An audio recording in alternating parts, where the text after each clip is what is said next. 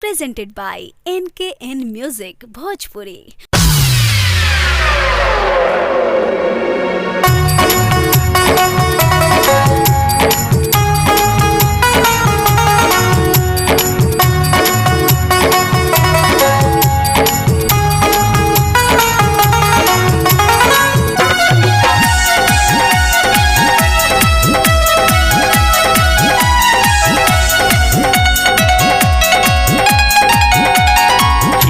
भैया तुलसी जरदा जग दसला पान में।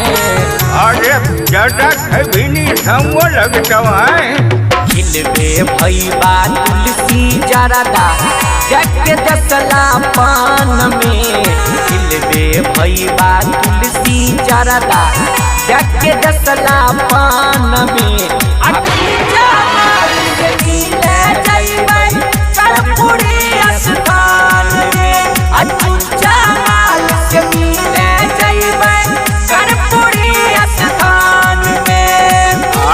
भगवान लाजो शरम नहीं लगे केना कना करे जानती ना भगवान ना।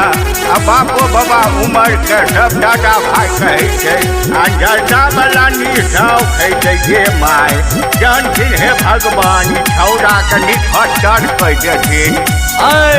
आसन न जल्दी जल्दी पान लगवा। अरे जाइयो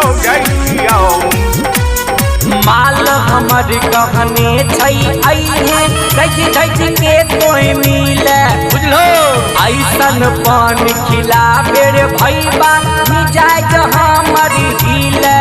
अरे रुके न माल हमर कहने आई है सज के तोय मिले। जल्दी लगावा।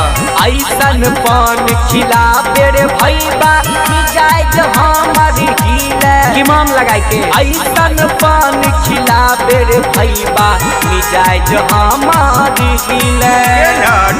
कथा सुन मिलबै छियो बर्दाश्त करे। बहुते दिन से सोचने रहिए मिलबै अपना जान से। बहुते दिन से सोचने रहिए मिलबै अपना जान से। चुच्चा माल से मिले जइबै सचराय सखान में। अटुसगर माल से मिले जइबै सचराय सखान में। हे भगवान लाजो शरम नहीं लागै छै। एकदम में बापो दादा भीड़ा की सब कहै छै। बताओ न हे धरती जो फैस जा हमें उहे में पान दुकान खोल के चलेबै। अपन धन बुढ़ियो के उहे में लेके बैठ जइबो बुझलो। आपाती से घुमैल जइबै लेके हम नौलखा।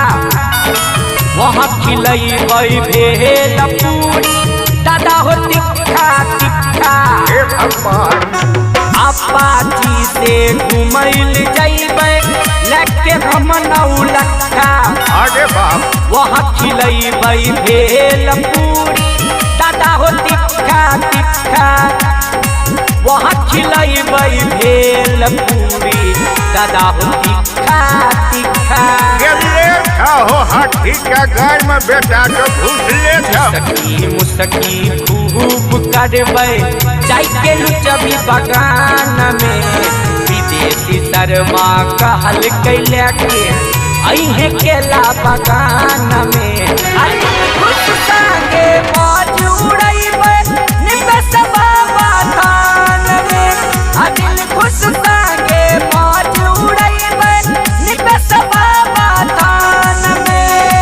निवेश बाबा थान में। अबूरे वंश कबीर के उपजे पूत कमाल। आई छौरा के लीला देख के बुढ़बा सब बेहाल। सीताराम हे भगवान।